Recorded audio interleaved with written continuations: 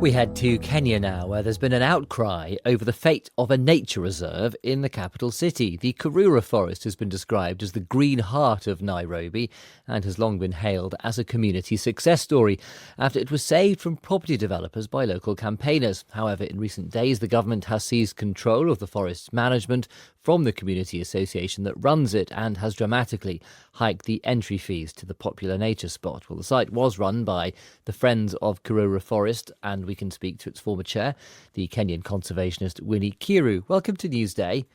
What's the problem with the government taking over the management of it? Well, so Karura Forest, as you have rightly said, is a model of co-management of forests in Kenya, with a co-management agreement which was signed between Kenya Forest Service and Friends of Karura. The management agreement runs for 20 years, from 2021 to 2041.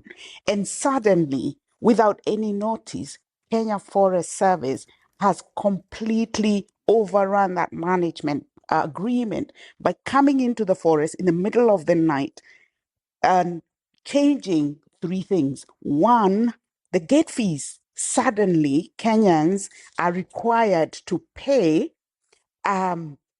what they were paying 60 cents to enter the forest. Now they have to pay a poor British pound to enter. That is adults.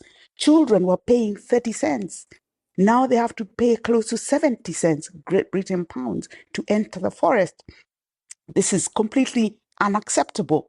On the same night, we lost jobs of 122 forest scouts and others who work in that forest, 400 women who tend and care for the forest, members of the community that lives next to the forest who are employed there. They've lost their jobs.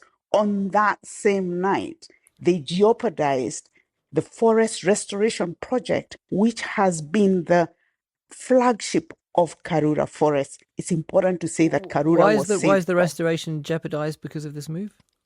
Because the money that we use for restoring the forest comes from the gate collections.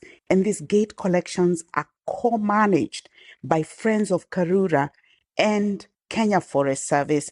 Access to this money allows us to grow trees, to have an indigenous tree nursery. In the last 15 years, we have grown over 200,000 indigenous trees. We have changed the forest cover from exotic forest to indigenous forest. We have over 60% of the forest as indigenous forest, all using community labor. Now, the Kenya Forest Service, which has taken over the management of it, has said that this is part of a national plan to digitise and secure public payments. And by putting up the price, I suppose you could argue there'll be more money for projects like restoring it. Or are you concerned that the plan is actually not to restore the forest, but perhaps to build on it? What's your main concern? Let's start with the history of Karura. Karura, briefly, if you would. Yes, in 1998, Karura was saved from a serious land grab by government operatives during Moi's regime by Professor Wangari Maathai. The late Professor Maathai, Kenya's Nobel laureate, literally was beaten and brutalized in that forest as she tried to fight for it. And then slowly, that forest was taken over by Kenya Friends of Karura, working together with Kenya Forest Service, because Wangari Maathai was wise enough to change the law so that communities could participate in forest management. Only about 300 people visited that forest monthly in the year 2010. Today, 70,000 Kenyans, 70,000 people visit that forest every month. Karura is the people's forest. We have maintained a minimal charge of 100 shillings for people to be able to access that forest. You made the point about the entry fee, but very briefly, are you concerned it could be built on?